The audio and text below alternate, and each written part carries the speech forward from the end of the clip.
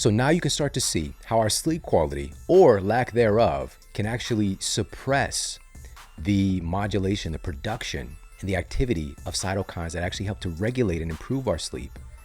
You can suppress that when we're sleep deprived. And when we're sleep deprived, we're increasing the productivity, the activity, the production of pro-inflammatory cytokines, stacking the cards against us.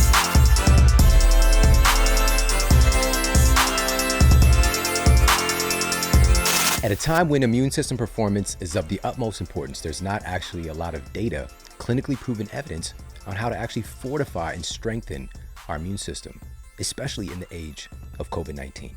So instead of looking at things superficially and talking about theories, we're really going to dig in on the what to do and how it actually works. We're going to kick things off with some new data that was highlighted by researchers at the Cleveland Clinic. They used artificial intelligence to search for hidden clues in the structure of SARS-CoV-2 to predict how it invades human cells and what might stop it. And one observation stood out for the researchers. The virus could potentially be blocked by melatonin. That's right, this glorified sleep-related hormone has some really remarkable effects in modulating and supporting the body in defense of COVID-19. So our number one strategy here is about sleep and the regulatory forces with sleep, including melatonin.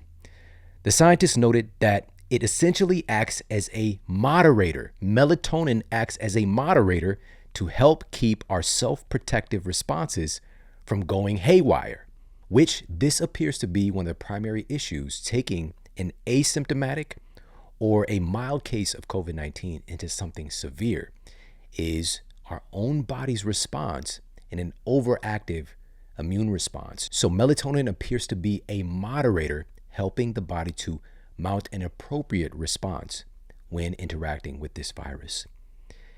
In the recently published results, melatonin continued to stand out, and people taking it had significantly lower odds of developing COVID-19. And the data indicated that even if you contracted COVID, you had a much lower risk of dying from it. You had a much lower risk of severe symptoms when folks were utilizing melatonin. Other researchers noticed similar patterns. A study conducted by researchers at Columbia University found that intubated patients had better rates of survival if they received melatonin. This is not something you'll see on the news headlines right now, that something so inexpensive could have such a profound effect. And the lead researcher in the study believes that the real issue at play may not be melatonin at all, but the function it famously controls: sleep. Additional research published by the Mayo Clinic shows that people who don't get quality sleep, efficient, effective sleep, or don't get enough sleep are far more likely to get sick after being exposed to a virus. This is one of the foundational tenets about human function. Our sleep quality is something that we've not evolved out of because there's so many critical processes that take place during sleep that simply cannot be replaced. A few of these contributing factors to this is that during our sleep, our immune system actually releases these proteins called cytokines. All right. Now listen to this, because we have this cognitive bias towards cytokines right now. So we're going to open this up a little bit more. Cytokines, some of which actually helped to promote efficient sleep cycles and improve our overall sleep quality. We're not hearing cytokines can do that. But this is also because certain cytokines need to increase when we have an infection or inflammation to help modulate the process, or when we're under stress, this process takes place as well. And sleep deprivation has been found to directly decrease production of these protective cytokines. All right. Now, on the other side, you've probably heard a lot of the news about these cytokine storms being one of the major side effects associated with COVID-19, an overreaction by our immune system, Well, again, it's important to note that there are an array of different types of cytokines, and they all have different roles. From interferons to interleukins to chemokines, there's so many different types of these remarkable compounds. And by the way, again, these cytokines are proteins. That's at their basic place, they're proteins. And so what are proteins made from? In our bodies, where do we get proteins? All right, where it doesn't just happen, where are we getting the building blocks to make these proteins? It's from our food. So we also want to keep that in the back of our mind today as well, that our food is literally creating our immune system. The food that we eat creates our immune cells. Now, again, some cytokines actually help to regulate our sleep quality, defend the body from cancer, and actually keep inflammation in check, while other cytokines are pro-inflammatory in their role. Right? Inflammation has a role as well. It's not that it's all bad, because that inflammatory process is really calling on more immune system weapons to respond and get to this location of need. It's kind of like a signal that's getting set off in the body, but that signal can go too far. And these pro-inflammatory cytokines, or this cytokine storm, listen to this. A study published in PLOS One, the Public Library of Science One, found that sleep deprivation triggers the excessive levels of these pro-inflammatory cytokines. So now you can start to see how our sleep quality, or lack thereof, can actually suppress the modulation, the production, and the activity of cytokines that actually help to regulate and improve our sleep. It can suppress that when we're sleep deprived. And when we're sleep deprived, we're increasing the productivity, the activity, the production of pro-inflammatory cytokines, stacking the cards against us. This is a primary tenet of human health, and the function of our immune system is dependent upon our sleep quality. Yet, this is getting no attention at all in major media and also from our public health officials. So again, we should be questioning, why is that? Primary thing. And we're going to circle back to one of the other major points that they are talking about, but they're leaving the sleep equation out of that conversation as well. But I also wanted to note that researchers in the aforementioned study stated that sleep restriction can lead to persistent changes in the immune system by promoting inflammation and increasing susceptibility to illness. That's their conclusion. Now, sleep deprivation dramatically disturbs the systems that actually help to regulate our immune system, so the overarching systems, including the brain and nervous system. One of the primary roles of sleep that we now understand today, only in the last few years have we actually uncovered this, is the importance of sleep in regulating detoxification. And one of those being detoxification specifically in the brain for our glymphatic system run by the glial cells in the brain. This system essentially is cleaning house from the trillions of processes that take place in a given day, and the metabolic waste products. Those things need to get swept out of the brain, essentially. And so the glymphatic system kicks into action. When we're sleeping, it's 10 times more active than when we're awake to remove these debris from our system that can create a lot of stagnation and depress our cognitive function, the function of our brain overall, and our nervous system that, again, is in constant contact with our immune system. Everything is happening in the same medium. So when we're sleep deprived, inherently, our brain function is dramatically diminishing, and by its very nature, dramatically diminishing the function of our immune system. That's just another one of the layers and connections. But let's look at another connection between sleep deprivation and COVID-19. A recent study published in the British Journal of Medicine looked at the data from 6 different countries and uncovered that longer sleep duration, getting more sleep, is associated with lower odds of contracting COVID-19. What the researchers uncovered was that for every hour increase in the amount of time spent asleep, it was associated with a 12% lower odds of becoming infected with COVID-19. So if someone is regularly getting 5 hours of sleep, which is not uncommon in our world today by any stretch of the imagination, here in the United States, we've got about 115 million of our citizens are regularly sleep deprived. So again, this isn't an abnormal issue. So if someone, for example, is getting 5 hours a night and they were to devote more to their health, devote more to their sleep, and they bump this up by 2 hours a night, according to the researchers' data, this would decrease their risk of infection by 24%. Just getting a little bit more sleep. If they were going all-star and trying to get 8 hours of sleep, that would reduce their risk of infection by 36%, according to their data. Now, keep in mind, this was an observational study, and unfortunately, this is some of the best data that we have on the subject. But the good news is that scientists are asking the questions. They're researching these things. They're running clinical trials. They're analyzing data to see, hey, the things that our genes expect us to do to be healthy, to have a healthy functioning immune system, what if we do them? What if we go ahead and make sure that people are getting adequate sleep? See what happens. Let's track when people are sleep deprived, see what happens, and share the data with, unfortunately, the scientific community is who's usually looking at this data. It's not getting into the hands of the public who need it most. And this is why the Model Health Show is that bridge. This is why we operate as that bridge, to make sure that we take this peer-reviewed evidence and all of the academic jargon that they use to make things unnecessarily complex. How do we make this make sense and actionable for people today? And I love the statement from Albert Einstein that says, if you can't explain it simply, you don't know it well enough. And so that's what we strive to do, is to take these complex things and to make them to make sense for everyday folks. Because this stuff doesn't have to be complex.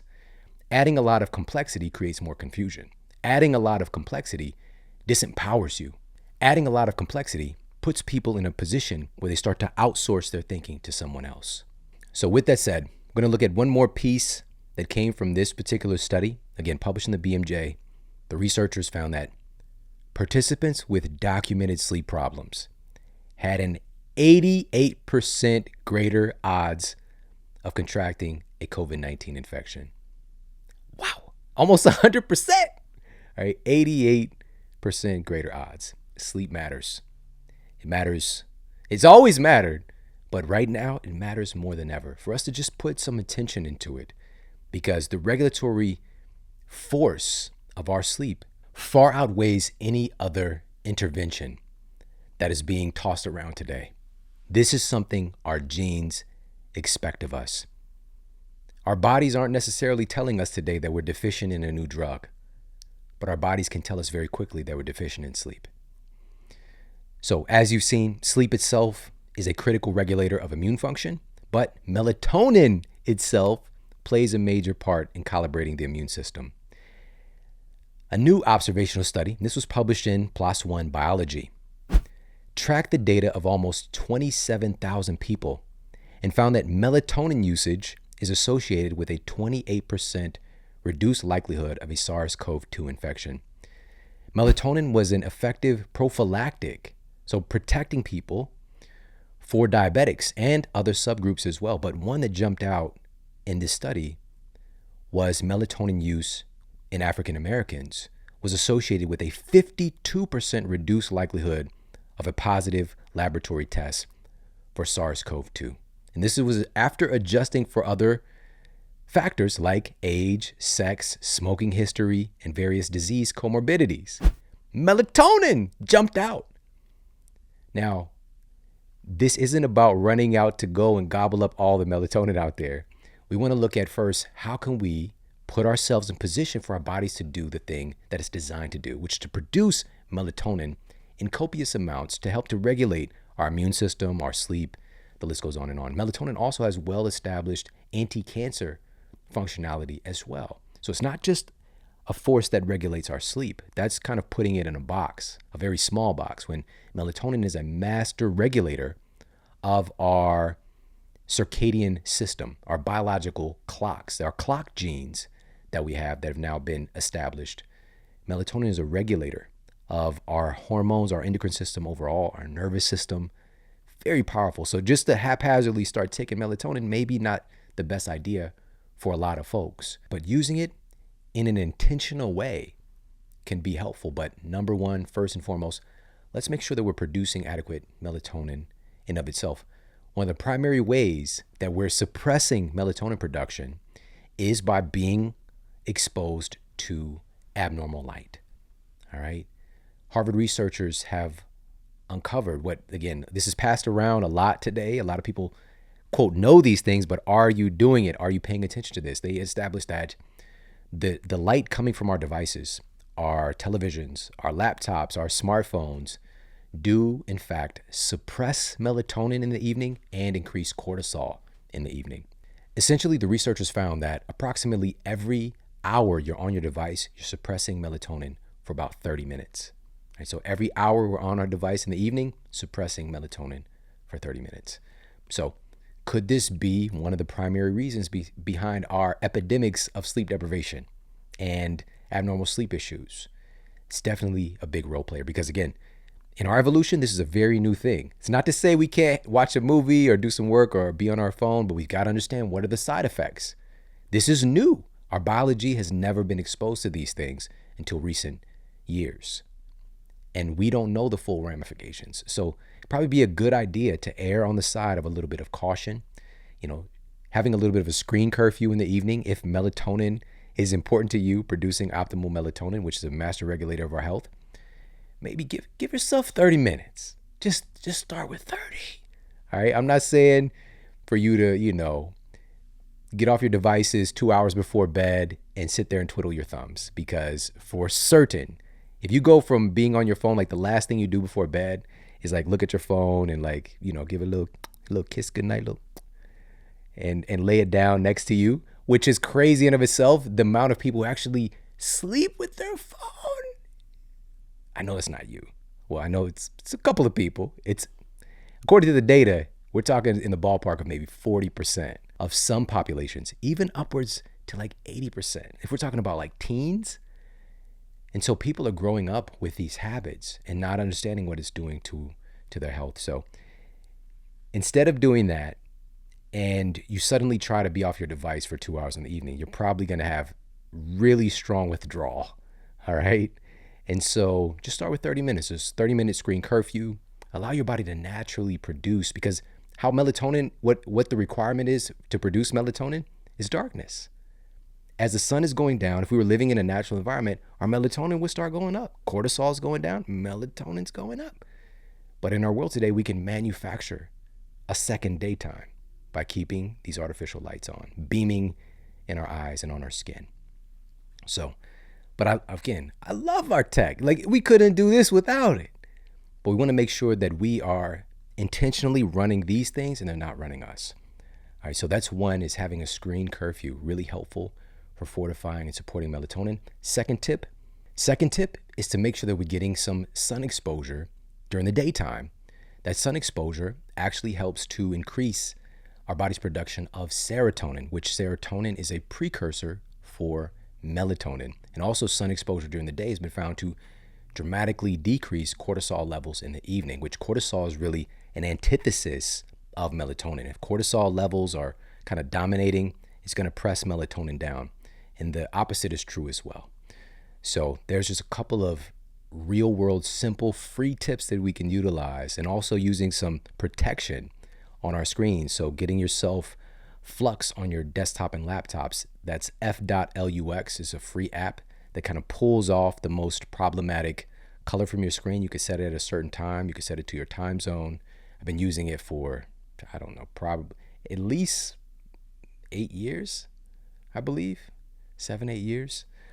But so we got Flux, and it's built into many of the phones today. You know, you've got Night Shift, for example, and on Androids and other phones, you can download apps that do a similar thing as the iPhone. So this is getting more and more attention today, but the question is, are we doing it? So those are some simple adjuncts with melatonin. Just don't block your body's production of it. Number one, Captain Obvious, all right?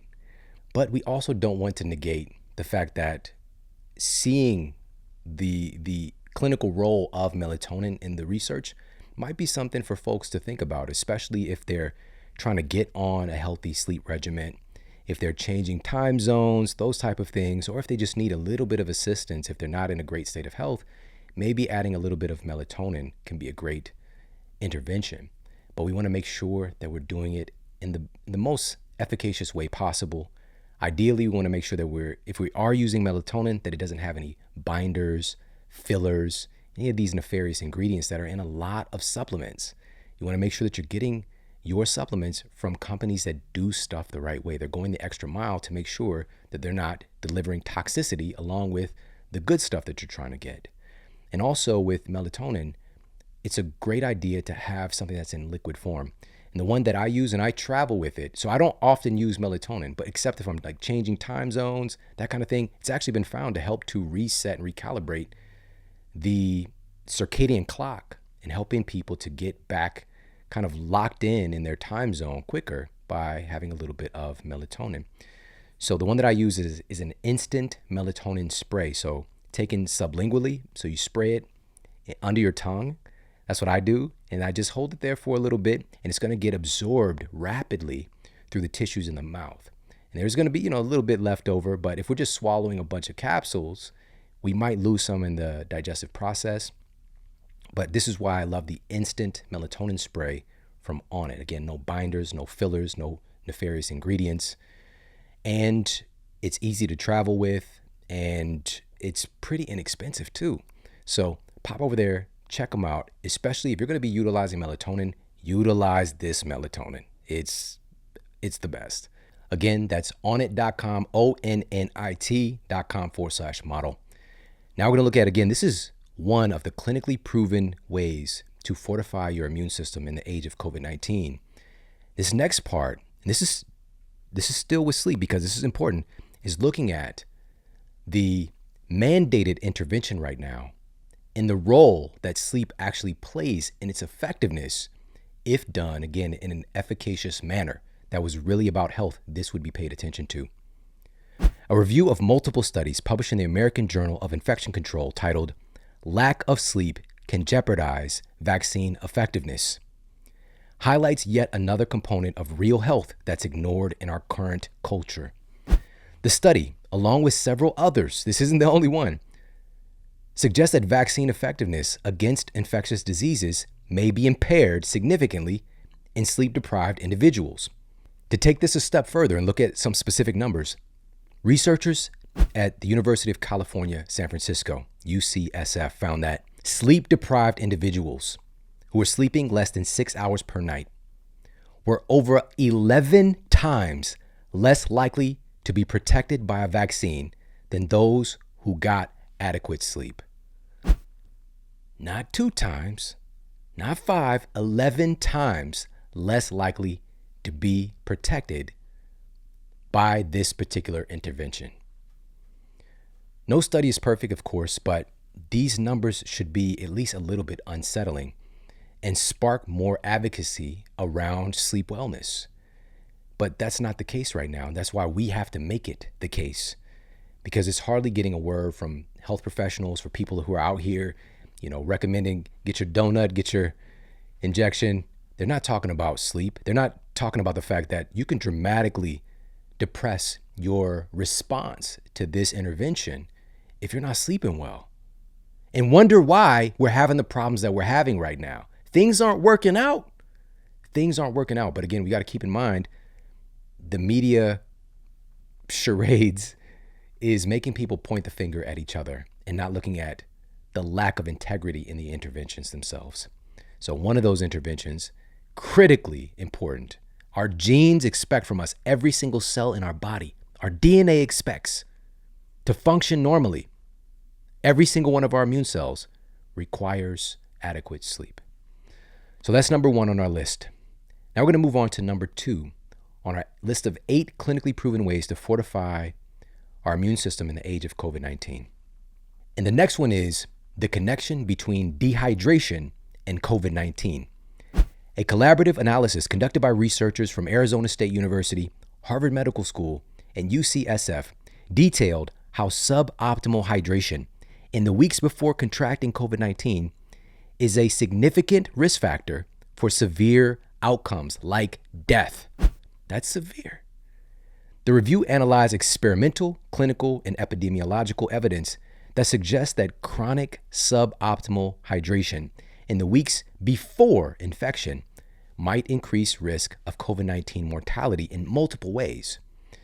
They looked at the impact of dehydration on several mechanisms affected by COVID, like vascular endothelial growth factor, or VEGF, aquaporins, these protein channels that enable movement of hydration in and out of the cells, and the sodium-potassium pump that literally helps to drive our overall cellular function.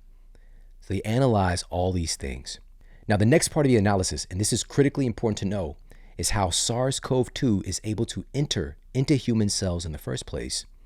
And this is through angiotensin converting enzyme 2, or the ACE2 receptor, which has been identified as the primary receptor that SARS-CoV-2 utilizes for viral entry. Now, the study states, quote, chronic suboptimal hydration in the weeks before exposure to COVID-19 may conceivably result in greater abundance of ACE2 receptors in the lungs, which increases likelihood of COVID-19 infection. With our lung epithelial cells being preset for exaggerated immune response, increased capacity for capillary leakage of fluid into the airway space, and or reduced capacity for both passive and active transport of fluid out of the airways, unquote. Now, the question should be, how on earth can dehydration lead to severe outcomes from viral infections like COVID-19? Well, it's important for us to really understand that every single one of our immune cells are functioning in a water medium. It's all based on water. Your immune cells themselves are made from the food that you eat and the water that you drink. It is the primary component that's making up the system itself. So this shouldn't even be a far stretch. The beauty of this is that researchers are asking these questions. Researchers are paying attention to these basic tenets about human health. One of them being, we require optimal hydration for optimal immune function. In the report, they also postulate how the cytokine storm is linked to dehydration as well. It seems like, from the media's perspective and from so-called health officials, that this cytokine storm is this haphazard thing. We don't understand anything about it. We don't know any foundational tenets. Cytokines are proteins. That's what they are. You know what proteins are made of? They're made from food. They're made from water. All right, that's the structure of them themselves. This is the basis of the very thing that we're looking at. If you don't understand that, how are you even going to understand the activity of it? So that's number one. Number two, these things are not happening without a causative agent. That immune response, that cytokine storm, it's an overreaction, well noted, well established overreaction by our immune system. But our immune system, in a way, is trying to protect us. But it's about promoting an adequate response and not going too far. And water plays a key role in that intelligence. That's the thing. Water has intelligence. It literally becomes life on earth. It literally becomes us. That's how powerful it is. And this is not being discussed. These basic tenets about health that actually keep us robust and healthy and resilient aren't being discussed. But we're going to continue to make sure that we're knocking down the door to ensure that these critical tenets of human health and immune function are not only understood, but become the norm. In the report, the researchers stated the hypothesized hydration effects suggest strategies for reducing COVID-19 risk, such as 1, public health recommendations to increase intake of drinking water. We could drink more water. When have you heard that one time on the news? One time by a public health official. Number 1.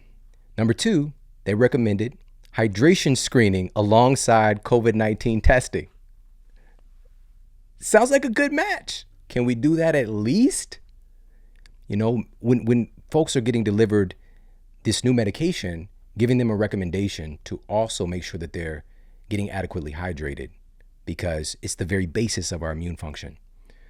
And also they noted attention to hydration holds potential to reduce COVID-19 mortality and disparities via at least 5 pathways simultaneously. So what is the intervention here? Drink water proactively. Make it a ritual.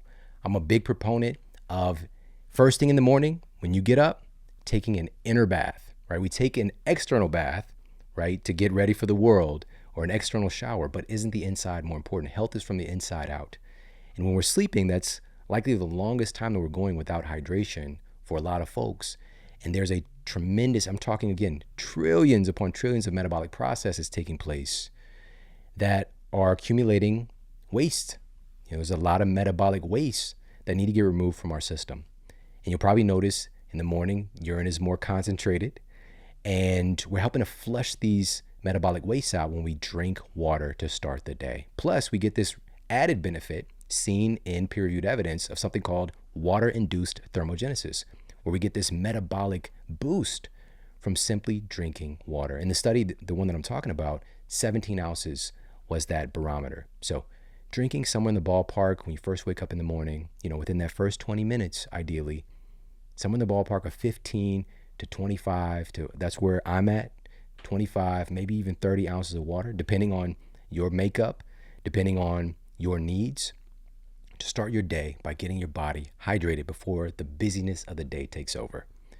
Another tip, make sure that you keep your water with you. You can't drink what you don't have. Get yourself a water bottle that you like, keep it with you at all times. Use that as your number one protective metric. It's the thing that literally makes up the cells of your body, makes up the cells of your immune system. We need to give water a lot more respect. Now, if that didn't make you thirsty enough, we're going to move on to number 3 on our list of 8 clinically proven ways to fortify your immune system in the age of COVID-19. And number 3 is sunlight.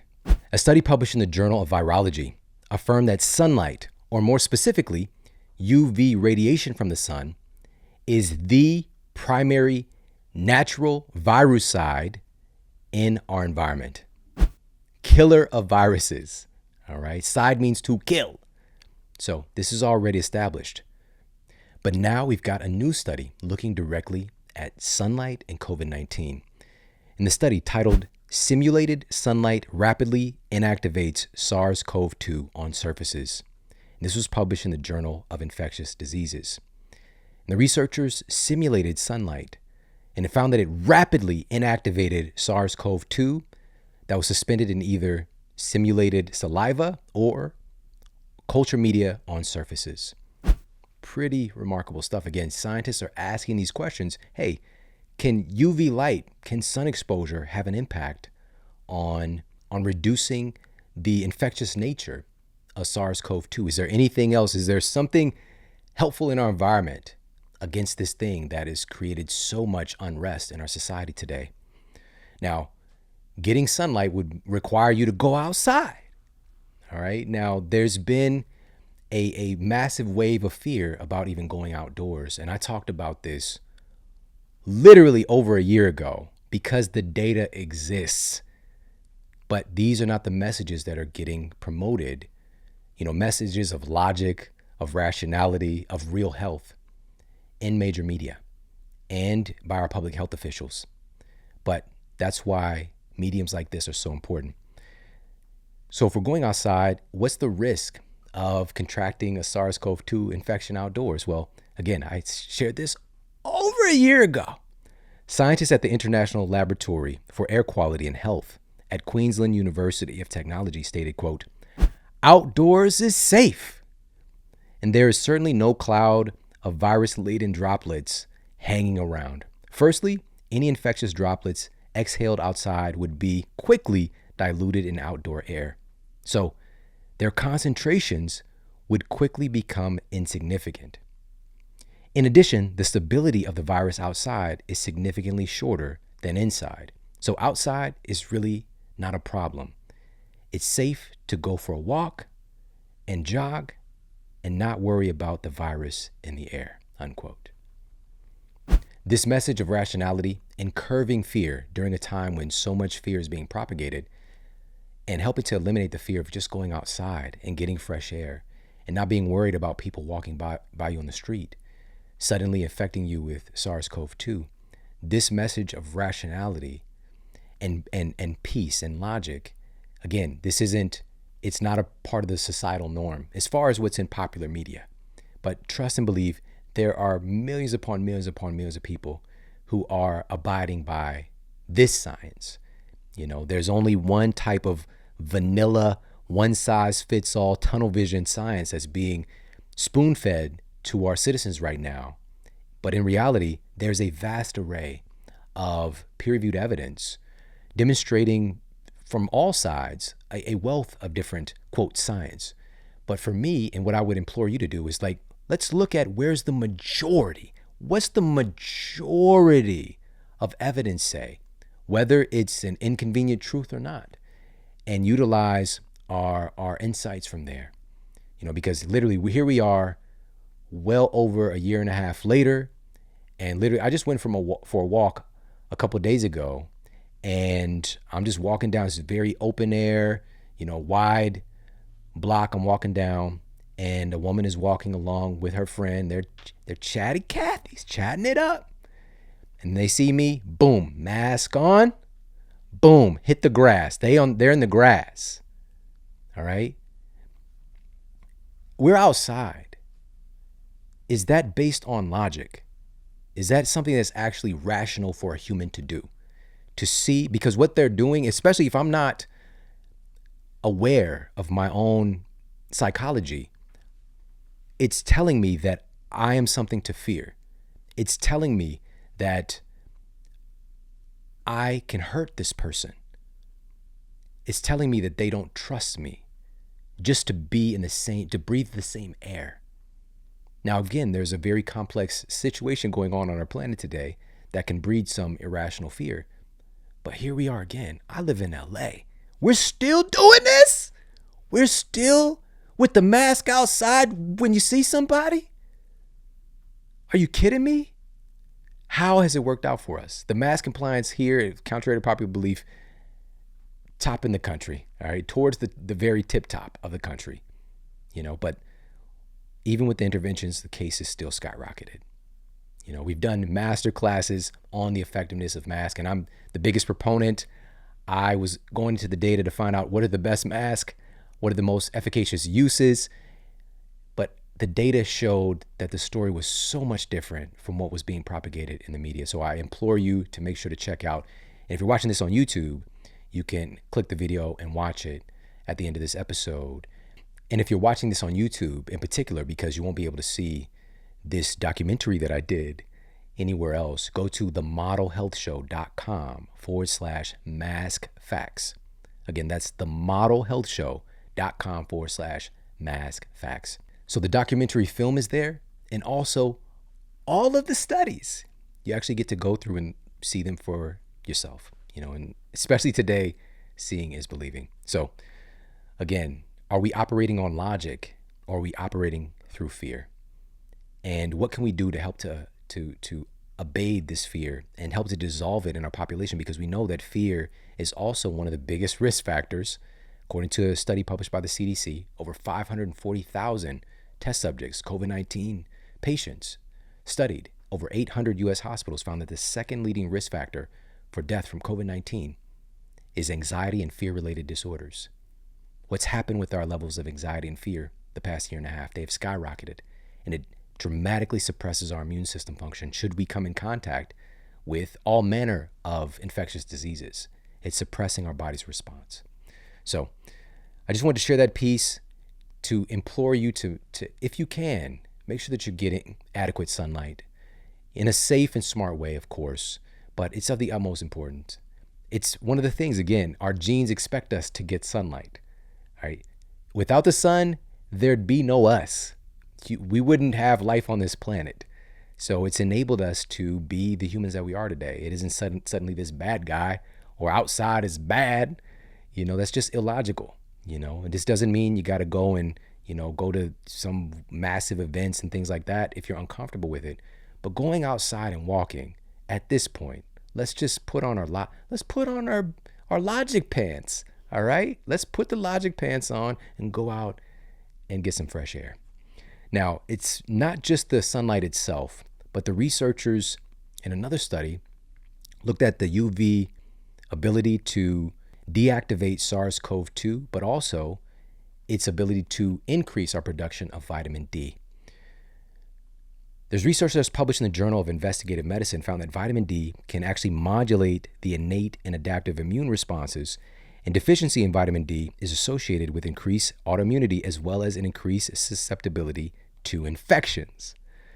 But now we've got a plethora of studies specifically looking at vitamin D and COVID-19.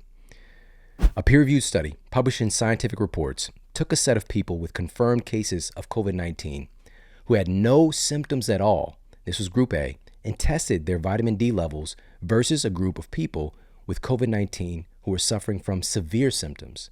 This was group B. Here's what they found. The scientists uncovered that the people with severe symptoms were significantly more deficient in vitamin D than the people without symptoms. The researchers stated that, quote, the fatality rate was high in vitamin D deficient group B. Vitamin D level is markedly low in severe COVID-19 patients. Inflammatory response is also high in vitamin D deficient COVID-19 patients. This all translates into increased mortality in vitamin D deficient COVID-19 patients, unquote. There are also nearly 20 more peer-reviewed studies affirming the connection between vitamin D deficiency and COVID-19, including a study published in the BMJ that found that COVID-19 ICU risk is 20 times greater in people who are deficient in vitamin D. All right. So there's a myriad of evidence right now to affirm this connection. And yet another study, and this one affirms that vitamin D isn't just helpful in prevention, it can also be helpful in treatment. A randomized, placebo-controlled study gave patients with SARS-CoV-2 short-term, high-dose vitamin D for 7 days and gave another group of SARS-CoV-2 patients a placebo.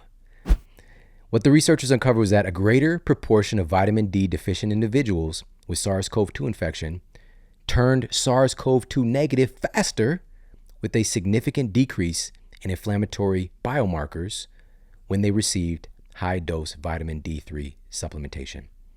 All right. So in this study, they used 60,000 IUs a day for just a short stint, just a few days. But this is another intervention, again, very inexpensive, very powerful, and more data is affirming its effectiveness. But I want to point us back to the beginning of this, which is first and foremost sunlight. If we're looking at our natural biological function, our interaction with the sun is how we produce optimal levels tailor-made for us of vitamin D. So we do have some evidence affirming some supplementation, yes, but let's do what's real and natural first. And if we're living in a position where we're not getting adequate exposure to sunlight, above the 37th parallel here in the United States, for example. And by the way, make sure to check out the vitamin D masterclass that we did, breaking all this stuff down in depth.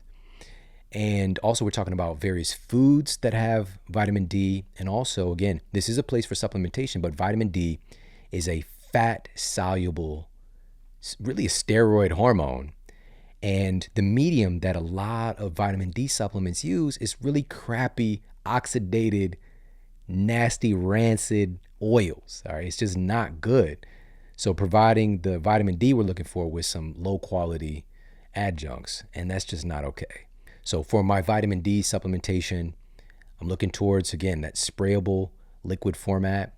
Onnit.com/model. Their melatonin, their vitamin D is top notch. And they're putting it in an MCT oil, high quality MCT oil, instead of this crappy like soybean oil that a lot of products are using. All right, so definitely things to add to your superhero utility belt. Onnit.com/model if you're interested in vitamin D supplementation, but most importantly, going outside and getting some adequate sun exposure. Next up in our 8 clinically proven ways to fortify your immune system during the age of COVID-19. Number 4 is exercise. A study conducted by researchers at Kaiser Permanente Medical Center in California tracked the exercise habits of nearly 50,000 COVID-19 patients and revealed some eye-opening evidence. After analyzing their exercise habits over the 2 years prior to the pandemic, it was revealed that the people who consistently were inactive were almost 3 times more likely to die from COVID-19 than people who consistently exercised. And now we have a new study, and this was published in the British Journal of Sports Medicine. And what they uncovered was that, number 1, they found that regular exercise has a notable protective effect against contracting a COVID infection in the first place. Number 2, even stronger than that benefit, regular exercise appears to slash the risk of severe COVID infections. Number 3, regular exercise dramatically reduces the risk of death from COVID-19 as well. They did a good job at accounting for other confounding factors. But again, no study is perfect, but this should be absolutely eye-opening for us to dedicate some more research to and to empower our citizens. Now, what's interesting about this study is that they track the benefits of different types of exercise, aerobic exercise and strength training exercise as well. And strength training had benefits in reducing rates of infection and in reducing rates of severe symptoms that they noted, while aerobic exercise showed an even greater benefit in reducing rates of infection, severe side effects, and reducing the risk of death. But the combined engagement of consistent strength training and aerobic exercise together outperformed them all and made the risk of severe COVID infections absolutely plummet. In one cohort of the study, people who regularly strength train and regularly utilize aerobic exercise had a 27% lower risk of contracting COVID-19 in the first place and nearly a 60% lower risk of severe COVID-19 symptoms. The scientists cited several reasons why consistent exercise appears to be so effective in protection against COVID-19. One is enhanced immunosurveillance, and this is the process by which cells of the immune system look for and recognize foreign pathogens. And this is highlighted by increased immune defense activity and metabolic function by enhancing immunoglobulins, anti-inflammatory cytokines, neutrophils, T cells, B cells, and natural killer cell subsets. Number two, the researchers indicated that consistent exercise reduced systemic inflammation, promoted by the recirculation of immune cells that modulates an anti-inflammatory and antioxidant state through multiple pathways. And number three, they found that consistent exercise improved regulation of the immune system and delayed onset of immunosenescence. And that's what's seen most notably with advanced age is the degradation, the gradual degradation of the immune system, but exercise has a protective effect against that. So those are the three reasons that they could uncover why is exercise so remarkable when it comes to defending the body against COVID-19. So that's number 4 on our list. How do we take advantage of this? Simply having a couple days a week where we do a little bit of strength training and doing a little bit of aerobic exercise, maybe the same day or another day, but just mixing it up, giving our body some beneficial hormetic stressors that help to activate all these powerful immunological responses and fortify our body against all manner of infectious diseases.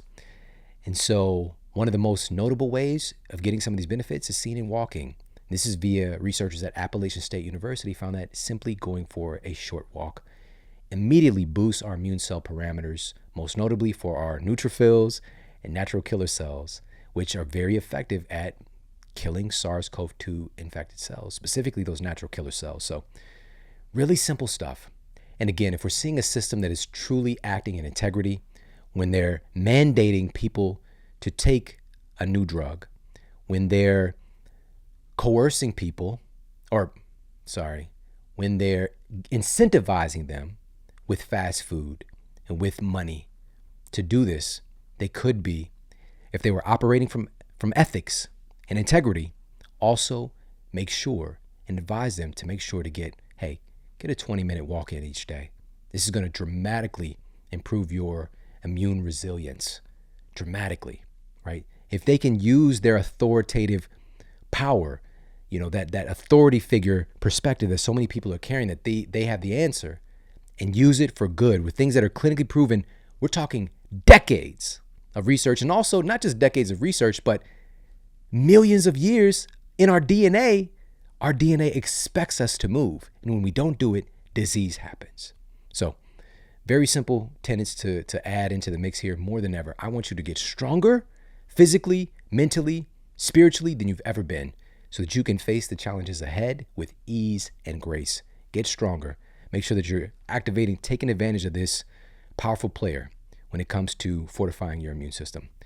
Now we're going to move on to number 5 on our list here of 8 clinically proven ways to fortify your immune system in the age of COVID-19. Next up is a nutrient. You know them, you love them, vitamin C. All right, shout out to vitamin C. Vitamin C is obviously a major player in immune system function, but what's the mechanism? Well, a major part of vitamin C's performance is the reduction of infection-oriented inflammation. And a study cited in the journal Pharma Nutrition investigated the impact of vitamin C in relation to the cytokine activity associated with COVID-19. And they found that vitamin C is effective by inhibiting the production of the cytokine storm. Like, I don't gotta make this up. I don't want to make it up. If this wasn't true, if this didn't exist, I care not. But it exists. And unfortunately, when people talking about essential nutrients at the beginning of all this madness, they were getting demonized. They were getting, censored. I had to whisper. I don't know if YouTube listening. Getting censored for simply talking about basics about human functionality, right? But the key here is it any old vitamin C that's going to get these kind of results? And we've got to look at what actually has peer-reviewed evidence as far as its effectiveness when it comes to vitamin C, because there's many different types of vitamin C. All right, is it synthetic one-lane vitamin C adequate, or is it botanicals that have a myriad of different forms of vitamin C and other biopotentiators? Is that where it's at? Well, one of the most potent vitamin C dense foods in the world demonstrates this same anti-inflammatory performance, specifically in the endothelial cells. The endothelium is what is actually getting damaged when we're talking about the SARS-CoV-2 virus. And having on Dr. William Lee out of Harvard really breaking that down for us and talking about how when they had the opportunity to actually look at samples, look at cadavers and see what was happening, like what is the underlying mechanism of breakdown, and it's the endothelium. This is really a cardiovascular damage. And this is also why COVID is being found in the brain, for example, being able to interact with that endothelium and that blood-brain barrier and find its way in all kinds of places that it shouldn't be. All right, so looking at that connection specifically, this vitamin C dense food, a study published in the journal Diabetes, Metabolic Syndrome, and Obesity found that amla berry, it's called amla berry, AMLA berry, significantly improved endothelial function and reduced biomarkers of oxidative stress and systemic inflammation in some of the people who are most susceptible to SARS-CoV-2, being patients with type 2 diabetes. All right, really, really cool stuff there. But what about comparisons again of synthetic vitamin C versus botanical vitamin C's like amla berry? Well, another botanical source of vitamin C, the highest source of vitamin C in any food ever discovered, is camu berry, CAMU. And what you're going to find is that there's about 700% of your RDA of vitamin C with just under a teaspoon of camu berry. But let's look at it versus synthetic vitamin C. A study published in the Journal of Cardiology had 20 male smokers consume camu berry daily over the course of a 1-week study and found that it led to significantly lowered oxidative stress and inflammatory biomarkers like C-reactive protein, for example, that's elevated in SARS-CoV-2. But what's more is that there were no changes in these biomarkers, no improvement in the placebo group who received ordinary vitamin C tablets. So the stuff that you'll find out at the checkout, at the gas station. For the researchers, this indicated that the combination of other antioxidants from the camu berries had a more protective antioxidant effect than standard vitamin C products alone. All right. That combination of camu berry, amla berry, and acerola cherry is my third favorite, is together in one formula. For years, I would get them all separate. And you got to deal with like what kind of other fillers and ingredients. Now I've got it all in one source. No binders, no fillers, organic, done the right way from Paleo Valley. That's where I get my vitamin C supplementation. I use it regularly, especially during this time. We're getting in the cold and flu season. Have a little bit of extra insurance with our health at times like this. This definitely needs to be in your superfood cabinet. Go to paleovalley.com/model. That's PALEOVALLEY.com/model. You get 15% off. They're giving you 15% off their Essential C Complex. Got some other stuff there as well. I just had some of their snacks actually right before the show today. Pop over there, check them out, paleovalley.com/model. But also here, in 5 clinical trials, people who were exposed to extreme stress, and who isn't these days, were able to cut the number of illnesses they contracted in half by supplementing with vitamin C. And the key here is that it's much more effective as a preventative metric rather than once somebody is getting sick. So having it proactively, vitamin C, again, slashes the risk of contracting illnesses in half. All right, in this particular study, this was a meta-analysis of 5 clinical trials. All right, so that's number 5 on our list of clinically proven ways to fortify your immune system during the age of COVID-19. We're going to move on to number 6.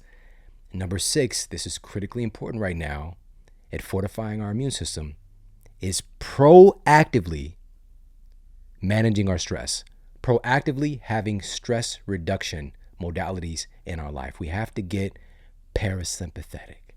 All right, that sympathetic dominance is the fight or flight nervous system is just habitually running and just creating this cascade of chemistry, because our thoughts create chemistry in our bodies that are cortisol driven, which cortisol isn't bad, but it's just when it gets into this chronic state, it's changing the way that our cells replicate. It's changing the way that our immune system functions.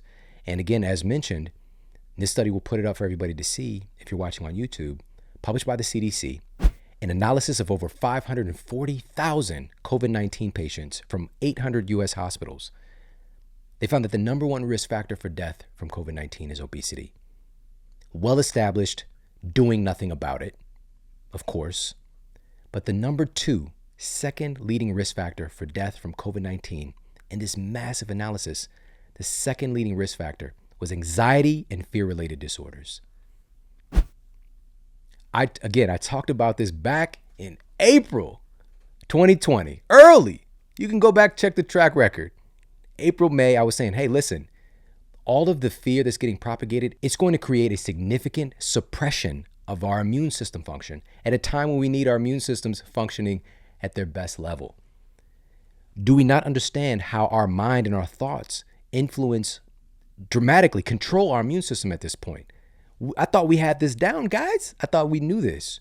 And so I was talking about this and sharing the data, but look how things have unfolded. Turns out, second leading risk factor for death, anxiety, fear-related disorders.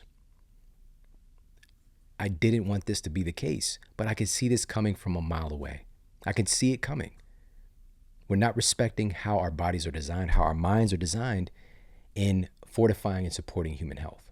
And so if we're constantly inundated with fear, that's going to dramatically suppress our immune system function. This is well known.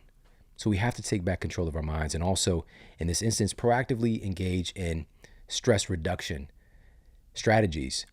And what does that look like? Again, parasympathetic. So para is from the Greek root word meaning to one side of, or side by side. So it's operating. We've got the sympathetic fight or flight, then we've got the parasympathetic rest and digest. But it's one or the other. You're not doing both. All right. These are side by side. And so we want to get more parasympathetic more often. How do we do this? Well, one other piece here I want to share with you.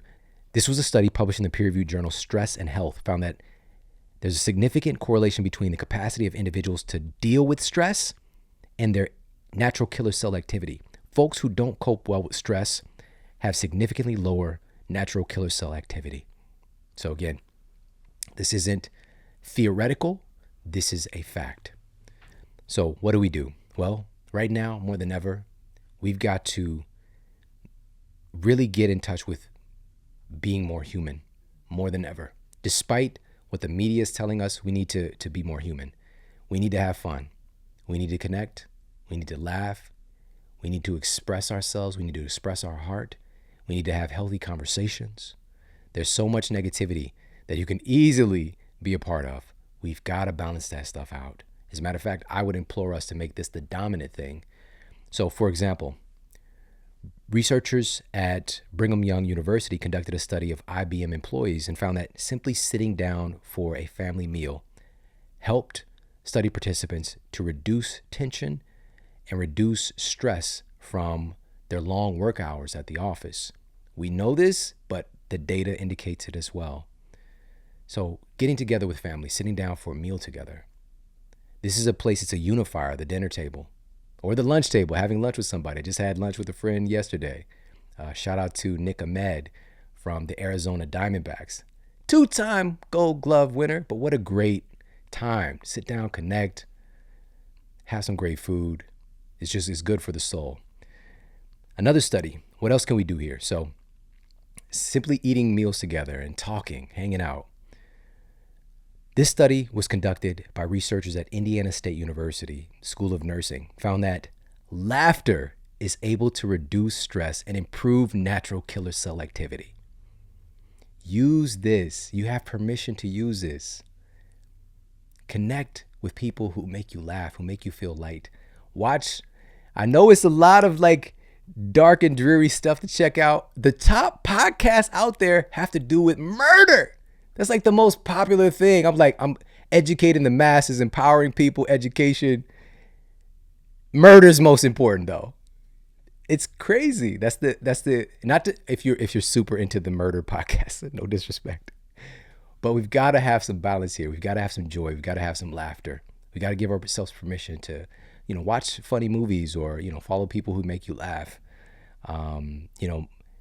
Give ourselves permission to have some joy right now. We need it for the health of our immune system. All right. So also other clinically proven strategies that help to modulate stress, to activate that parasympathetic nervous system is massage therapy. So that was all super weird for a minute. People probably, if they even allowed massage, they were like massaging with some rubber gloves on and, and they got like a ski mask on. It's just like, I don't know if I should be here, Whereas today, maybe it's changed a little bit, but, you can get private massage at the crib. If you've got, maybe your significant other, you got kids, they could do a nice, little foot massage, hand massage, whatever the case might be. It helps to incite the release of endorphins. It's really oxytocin driven. All these kind of beneficial hormones and neurotransmitters get released when we have human touch. So those are a few clinically proven strategies. You know what that is for you. What makes you feel good? What helps to reduce stress? It might be even some of the stuff we already covered. Getting some sleep, going outside, getting some sunlight. All these things go together. All right, we're at number 7 here on our list of 8 clinically proven ways to fortify your immune system in the age of COVID-19. Number 7 is to fortify your gut health. A study titled Enteric Involvement of SARS-CoV-2, Implications for the COVID-19 Management, Transmission, and Infection Control, published in the journal Virulence, demonstrated that SARS-CoV-2 is at least partly an enteric infection, meaning that it has to do with the gut. And the significant ACE2 receptor is expressed in the intestine significantly, suggesting a particular vulnerability here to SARS-CoV-2. All right, so that's just one. We're looking at specifically relationship to SARS-CoV-2 and our gut health. Another paper, this was published in the journal Gut, titled Gut Microbiota Composition Reflects Disease Severity and Dysfunctional Immune Responses in Patients with COVID-19. The researchers uncovered that hospitalized COVID-19 patients consistently had lower levels of immunomodulatory bacteria, coinciding with higher levels of inflammation. All right? They were missing protective bacteria in their gut, which could that be making, this is what's not indicated in the study, is that making them more susceptible to severe infections, or is the infection getting rid of their beneficial bacteria? I believe it's the former, where they're coming into a pre-susceptible state because of the damage that we're doing to our microbiome today with abnormal food consumption, consumption of pesticides and herbicides and rodenticides, chlorinated water. Chlorine is a very strong antibiotic. Now, there's a place for it, but is that something we want to be consuming 2 gallons of a day? Because that's a nice amount of chlorine we're going to be taking in if we're drinking typical tap water. So, getting a water filter that is actually effective. We've done master classes on water, by the way. This is not the time for it, but just making sure that we're getting some high quality water that doesn't have, it's not ripe with chlorine, and avoiding nefarious things in our food. We know the data clearly indicates this, that the consumption of processed food actually helps to exacerbate the proliferation of opportunistic bacteria as well. So how do we do this in the age of COVID-19 fortify our gut health? Avoid the things that damage our gut health. First and foremost, we don't need to have a magic pill or a magic thing. Just don't bring the things in that tear stuff up in there, right? So this is of the utmost importance because we see that SARS-CoV-2, COVID-19, is at least partly an infection of the gut. This is where our immune system, the majority of our immune system, is located in our gut as well. It's not an accident. So let's get our gut health together. How do we also fortify it on the other side? Besides avoiding things that damage the gut, we also bring in a diversity of food, because one of the ways that we increase the diversity of gut bacteria, beneficial gut bacteria, we have to bring in a diversity of different nutrients, because every single food functions as a prebiotic in some domain. When you're eating a real food, you're eating that food's microbiome as well and creating more diversity. So when you eat an avocado, you're eating the avocado's microbiome. When you eat a blueberry, you're eating the blueberry's microbiome. The list goes on and on. So this is what's indicated in the data. And we've talked about this on the show as well in the peer-reviewed evidence. And I talked about this in my latest book, Eat Smarter, that increasing diversity of our foods helps to increase diversity of our gut microbiota and reducing rates of obesity, reducing rates of chronic diseases and infectious diseases as well. It's one of the simplest things that we can do. We can put more attention into that. So that's number 7 here on our list. Now we're at our final one of our 8 clinically proven ways to fortify our immune system in the age of COVID-19. And this is particularly important for me. This is something that I'm doing every day, and I'm sharing this with you. I'm including some immunomodulators in my nutrition. Immunomodulators. So what that means is it's something that helps to shift the immune system in a proper direction. So sometimes the immune system is running too much, too actively, hyperactive, right? So we've got this cytokine storm. Immunomodulation can help that response to bring it down to a safe level. If the immune system is under responding, immunomodulators help to bring up that immune response to an appropriate place. And so what are some of the most effective immunomodulators seen in the peer-reviewed evidence? Well, one of the primary, and this is the one I'm doing this every day, I'm utilizing medicinal mushrooms, again, with a clinically proven benefit with mountains of peer-reviewed evidence. One of those, and this was published in Mediators of Inflammation, in the journal Mediators of Inflammation, uncovered that the polysaccharides found in the medicinal mushroom reishi was able to enhance the proliferation of our T cells and memory B cells as well. That's kind of important. This is another thing that's being talked about, natural immunity, right? And also the memory of our immune system, having long-term immunity and our immune system being able to recognize and remember an infection and continuously defend our bodies from that. What if we had things that we can bring in through our nutritional profile to help our bodies to do that thing more intelligently? And they've been used for thousands of years. It wasn't created a few months ago. Thousands of years of documented use. Also, reishi is found to help one of our other tenets here, which is to significantly improve sleep quality. A study published in the journal Pharmacology, Biochemistry, and Behavior found that the renowned medicinal mushroom reishi is able to significantly decrease sleep latency, meaning you fall asleep faster, increase overall sleep time, and increase non-REM deep sleep and REM sleep as well. Yes, please. Reishi is that deal. Just about every day, I'm making my youngest son, he loves his reishi hot cocoa from Four Sigmatic. It's a dual extracted reishi. It's the best, period. Dual extracted, so you're actually getting all these beneficial compounds that you're not getting with company X, who's only doing one extraction method. But he loves his reishi hot cocoa, have a little almond milk with it, or maybe a little bit of high quality fats. Or there's a reishi elixir that's great to have before bed. It's one of my favorite things to do in the evening. Definitely something to add to your superhero utility belt now more than ever. And also chaga, cordyceps, lion's mane. There's so many other remarkable medicinal mushrooms. And in particular, if we're looking at cordyceps and we're looking at chaga, take chaga for instance. Multiple studies indicate that chaga is able to significantly improve the activity and effectiveness of our natural killer cells.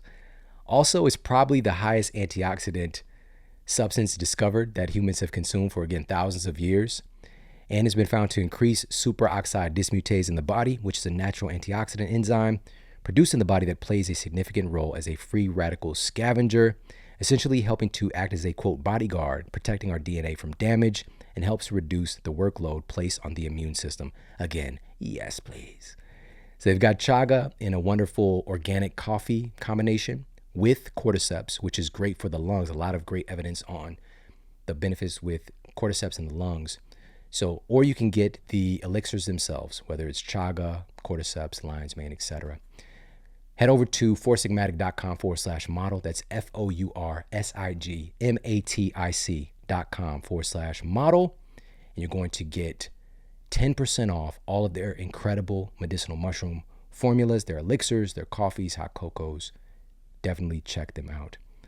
One final study, a randomized 8-week study conducted with 79 adult test subjects supplementing with cordyceps led to a significant 38% increase in the activity of their natural killer cells. And again, this is one of our immune system weapons that helps to protect our body against infection. The list goes on and on. Again, I'm sharing these because these are things that I do, and these are things that are simple. These are of the utmost importance.